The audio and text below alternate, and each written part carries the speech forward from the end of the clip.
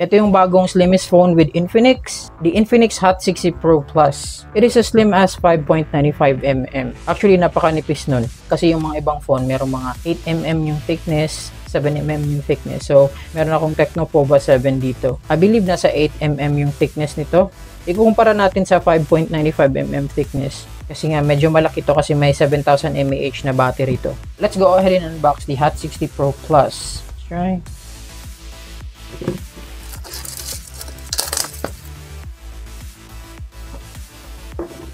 Here's our phone. Yan.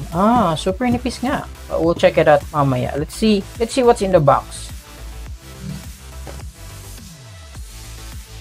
Alright, so we have a SIM ejector tool.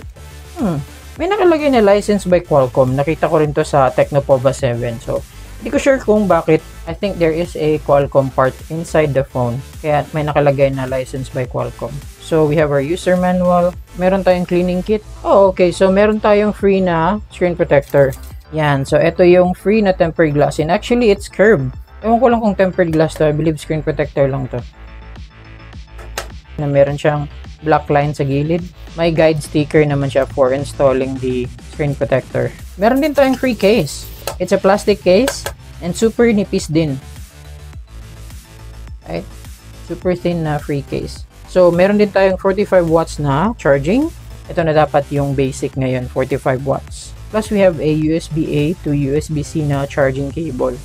And wala na yata. Yan na yung laman ng box. Siyempre, we'll check our phone.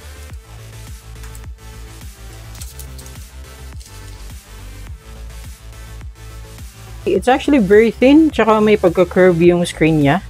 Tsaka napaka-thin nga. 5.95mm of thickness is actually no joke. Let's compare it sa Tecno Pova 7. Tecno Pova 7 is 8mm in thickness. Ito naman is 5.95. So, nasa mga around 6mm yung thickness. Kung makikita nyo, ayan no, sobrang nipis. 8mm thickness versus 5.95 thickness. So, medyo malaki yung difference. So, pero, di natin alam kung madilibang uminit tong phone na to kasi sobrang nipis, di ba? Possible na hindi rin maganda yung cooling inside. Wala masyadong components na pwedeng ilagay sa loob. I'll go ahead and test it out. Siyempre, kung for gaming or video recording, iinit ba tong Hot 60 Pro Plus na phone? Mas maliit siya sa Tecno Pova 7. Right? 5,160 mAh battery nilagay na nila dito sa super nipis na phone. So, magugustuhan to ng mga, yung gusto nila ng mas maliit na phone, tsaka hindi malaki sa bag, tsaka hindi rin mabigat. Magaan lang siya, it's very nice, tsaka nauuso rin yung mga colors niya. Right, so once again, this is the Hot 60 Pro Plus. Now, napaka-sleek ng design niya, napaka-simple, diba? So, meron lang siyang Infinix branding dito. Meron tayong flash, and then, eto nga, yung camera island natin na parang may triple camera on the back. Ito, meron tayong speaker sa taas, plus JBL branding, and I believe our microphone. Sa left side, wala tayong kahit ano.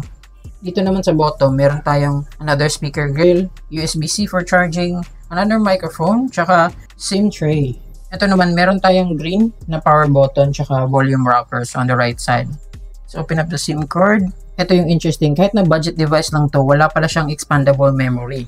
Yung SIM tray niya is dual SIM only.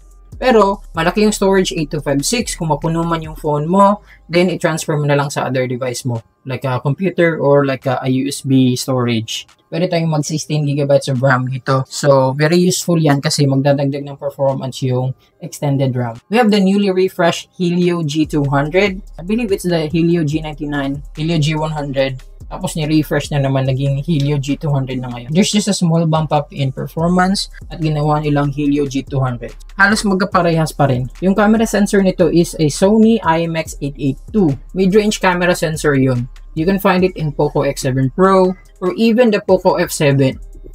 Yung 20,000 na phone, the Poco F7, actually has the same sensor here, right? It's a 50MP camera for mid-range devices. Pero, wala pang 10K ang phone na to. We'll go ahead and definitely check this out. Okay ba yung HDR result ng mga images and video dito? Let's check kung meron bang battery to. Kasi uso yung nipis na phone ngayon. Yung may mga, may mga iPhone Air tayo, tsaka S25 Edge na phone. So, super nipis. Plus the Galaxy 7 Fold. Here, meron na naman tayong XOS based on Android 15. Napakaganda ng UI nila. Setup screen pa lang to, maganda. Yan, kahit na budget phone, meron pa rin tayong face unlock. Tsaka fingerprint. I believe side-mounted yung fingerprint sensor nito. XOS, get ready. Yan. Okay, maganda talaga yung interface ng XOS. Okay.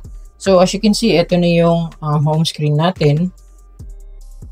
Swipe right for the system settings. Okay, swipe left for notification. Tapos, may mga bloatware apps na kaagad tayo. So, you can uninstall it if you want. Or remove yung mga nandito like AHA Games, Palm Store, tsaka yeah, meron na tayong mga Facebook, TikTok, Instagram. Kung hindi mo ginagamit yan, you can just uninstall it if you like. I'm okay with XOS kahit na meron siyang bloatware, hindi naman siya nagpe-present ng maraming ads. It's not like the Redmi or Poco phones na napakadaming ads. So here, it's okay. And then you can swipe up. Meron tayong app manager dito. Let's check the specs of our phone. Meron tayong update available. Meron na tayong 8 plus 5 GB of RAM. Automatic pag turn on natin ng phone, we can max out the extended RAM to 8 GB if you want. Rear camera is 50 MP. Front cam is 13 MP. Okay, so I think maganda yan. Meron tayong 6.78 inch ng screen. Okay, with the Android 15. Meron din tayong smart panel dito sa right side. Makikita mo. Ayun, no? Swipe from the right. Meron siyang mga quick apps na pwede mong i-open. Tsaka I think meron din siyang smart hub for saving files. Okay, tsaka yung mga recent files mo. So, available din yan sa Tecno. Yan, meron naman siyang eye care, high brightness mode, tsaka yung refresh, auto switch. So, it's the same with Tecno from 60Hz to 90Hz or 144Hz maximum. Right, so let's check real quick. So, meron din tayong Infinix AI. As you can see, napakadami nating Infinix AI na feature. Meron tayong Pholox Voice. So, parang Google Assistant voice yan. Pholox Smart Touch is pwede mong i-identify yung image na nasa screen. And then, Call Assistant, Translation Assistant, Writing Assistant, AI Note, Recording Summary, Subtitles, Wallpaper Generator, ang dami. Gallery AI din. You know, yung AI Erase and all. Right? So, napakaganda. Full pack yata yung AI features nito. Sulit yun kasi nga gusto natin yung may mga AI features yung phone natin. That's the current standards with the devices right now. Meron siyang mga useful at magagandang AI tools, right? The phone is tuned by JBL. We'll definitely go ahead and check kung gaano kaganda yung speakers nito. Everything na meron sa phone na to, itetest natin. Like media consumption, like watching movies, right? Nag-YouTube ka, nagsascroll ka sa TikTok, yun. We'll go ahead and test it out. And plus gaming. We'll test this one for gaming as well. Kung okay pa rin ba mag-games sa napakanipis na phone. Hindi pa siya mag-iinit kaagad.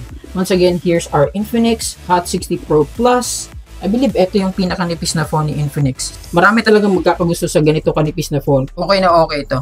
Yan. So, ilalagay din natin yung case syempre. Super nipis din yung case. Wow. Okay. Parang wala din yung case. Super nipis din.